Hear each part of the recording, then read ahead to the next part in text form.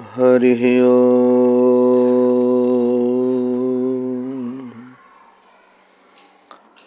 जन्माद्यस्य यतोऽन्वयादितरतश्चार्थे स्वविज्ञस्वराट् तेने ब्रह्महृदायादिकवये मुह्यन्ति यत्सूरयः। तेजो वारिमृदां यथा विनिमयो यत्र त्रिसर्गो मृषा धाम्ना स्वेन सदा निरस्तकुहकं सत्यं परं धीमहि।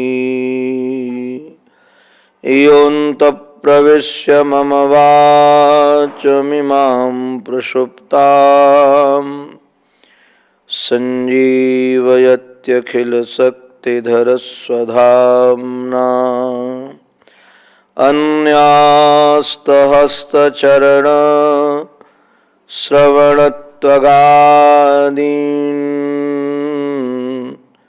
प्राणान्नमो भगवते पुरुषाय तुभ्यं।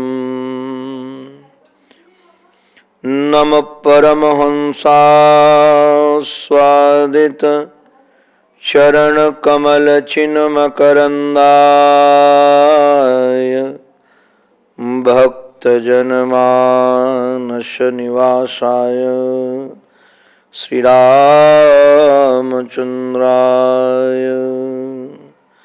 कृष्णाय वासुदेवाय हरये परमात्मने प्रणतक्लेशनाशाय गोविन्दाय नमो नमः।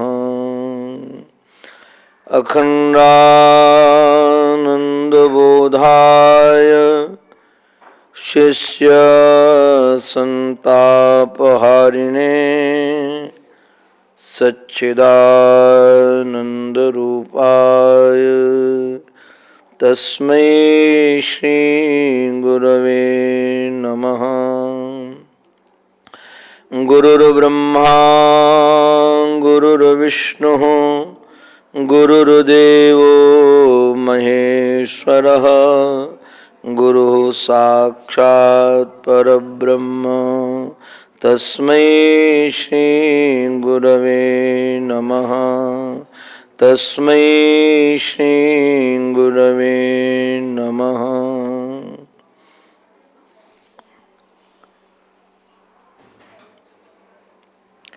श्री कृष्ण द्वैपायन वेदव्यास जी महाराज के द्वारा रचित श्रीमद् भागवत महापुराण के माध्यम से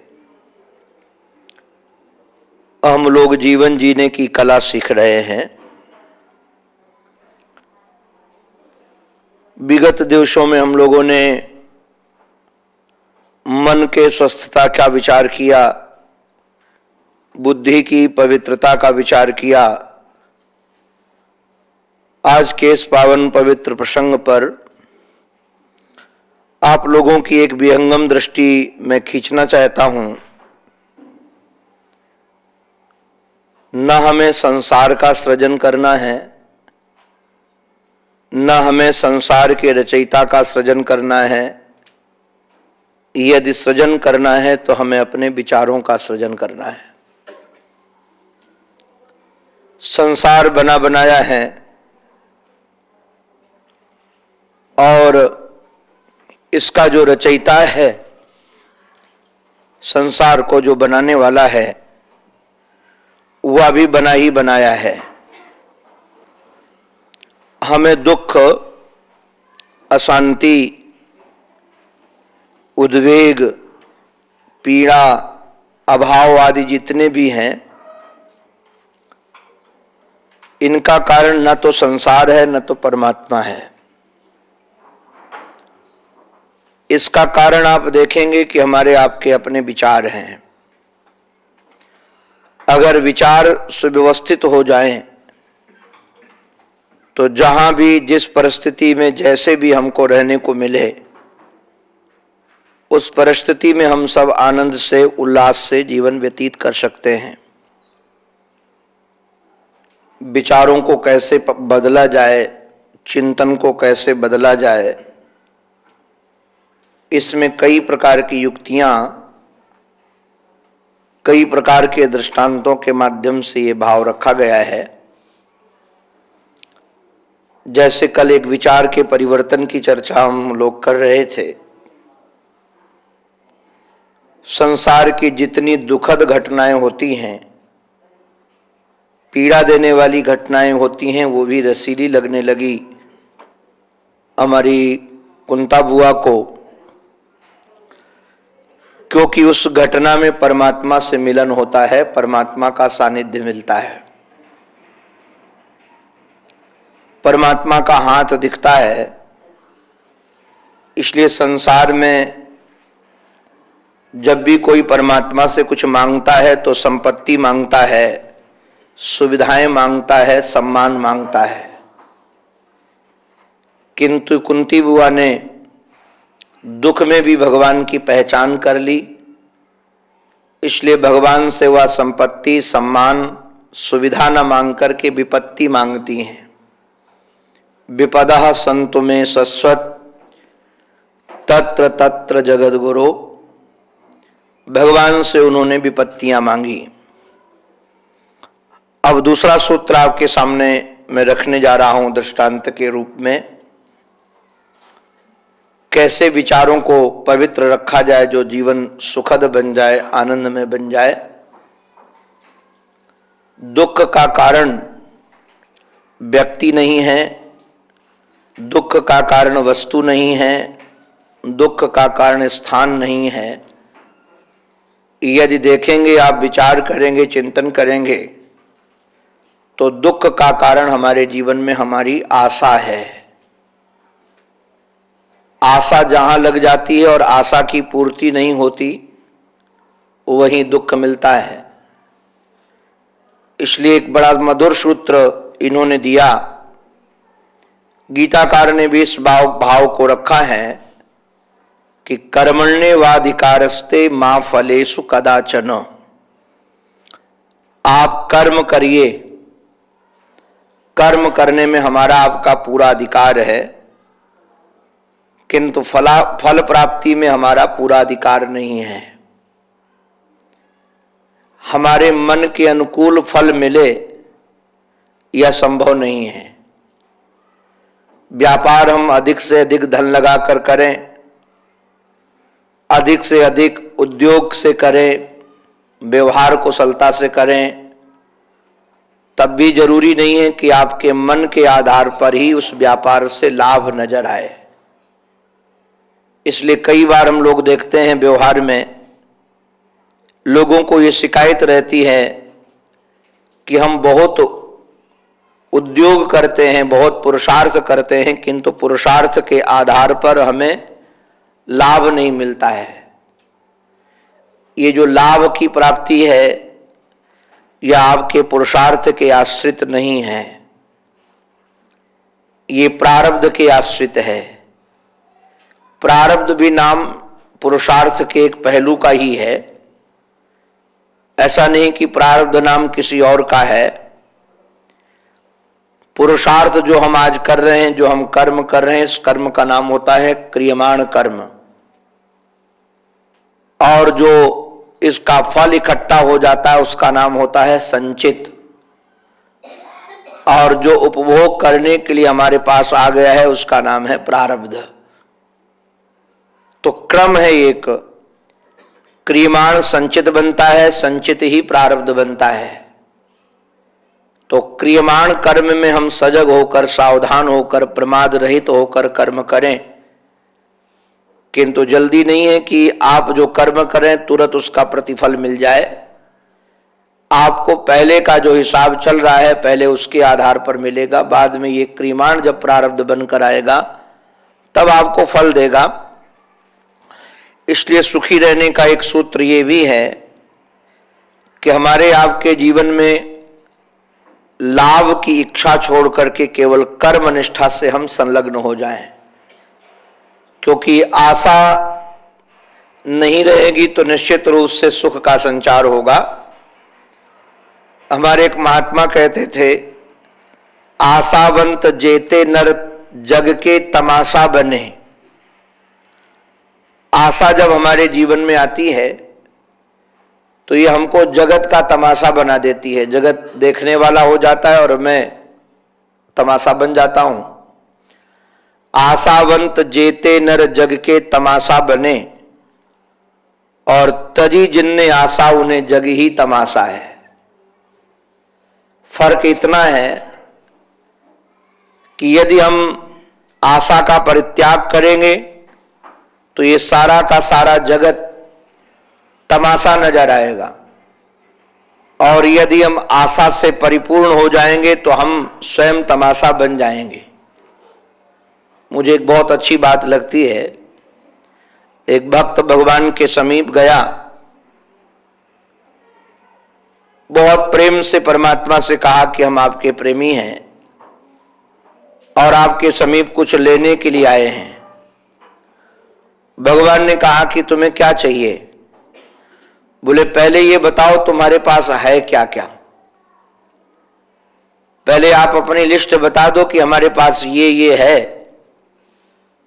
तो उसके आधार पर मैं मांग लूंगा।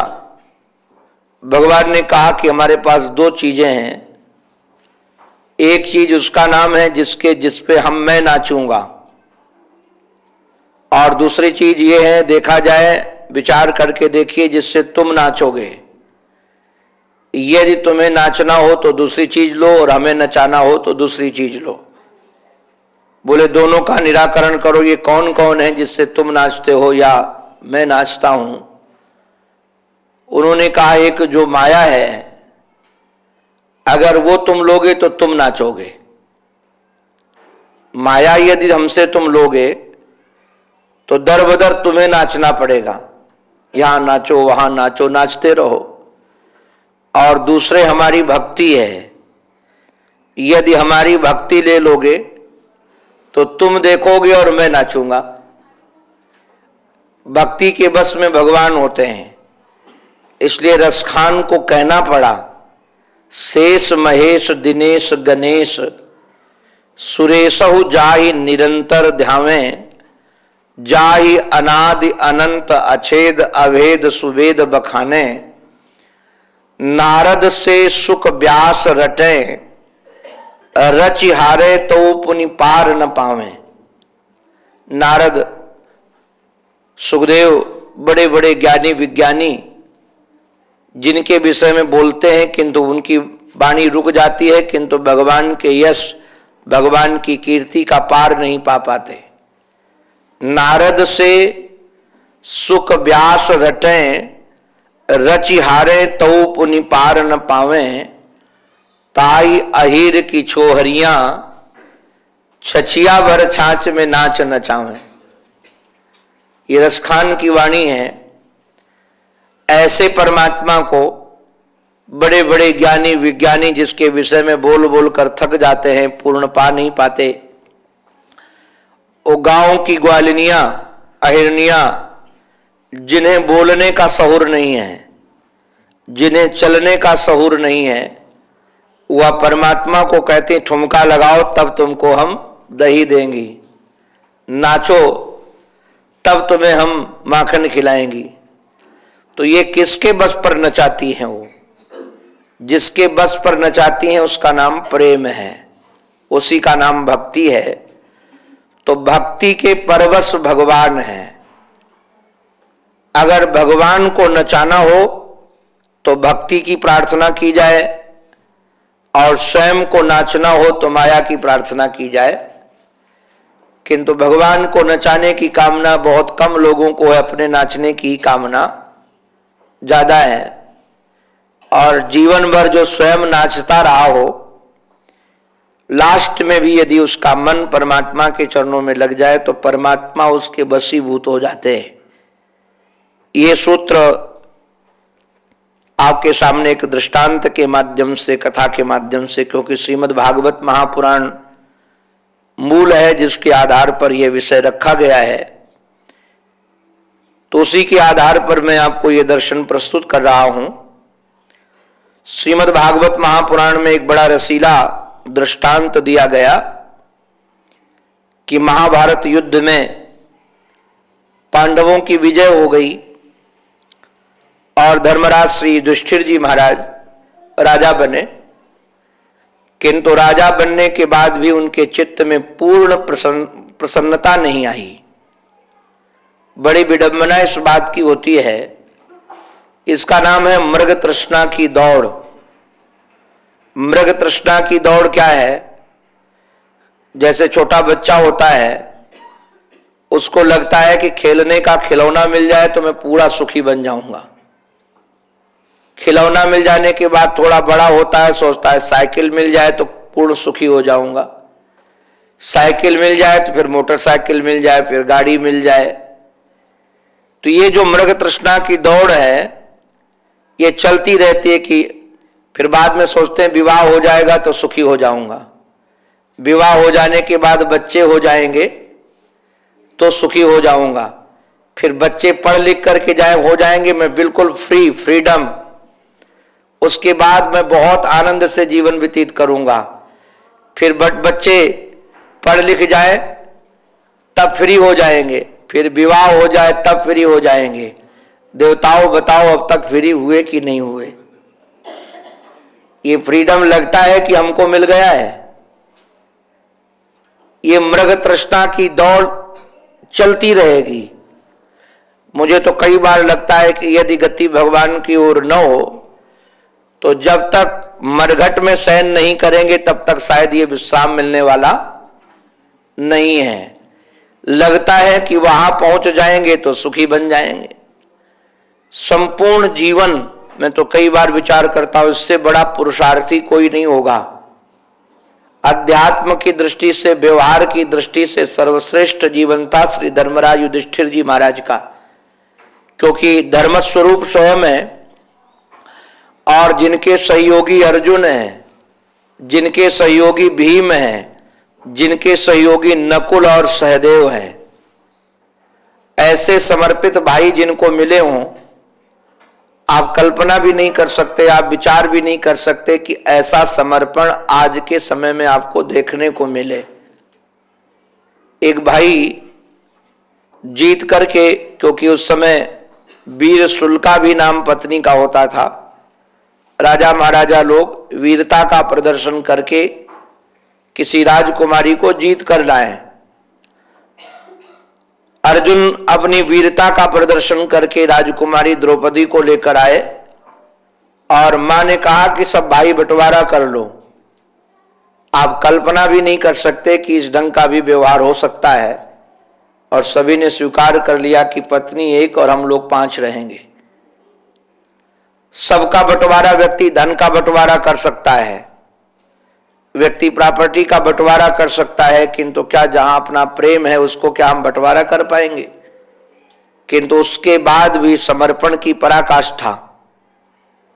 ऐसे धर्मराज युधिष्ठिर जी महाराज भगवान श्री कृष्ण के सहयोग से, भगवान श्री कृष्ण की कृपा से दुष्टों का दलन करके और स्वयं राज्य के उत्तराधिकारी के रूप में जो थे, जिनका अधिकार मिल नहीं रहा था, वैसे मूल में यदि विचार किया जाए तो धर्मराज युधिष्ठिर की राज्य की अभिलाषा नहीं थी, धर्म की स्थापना की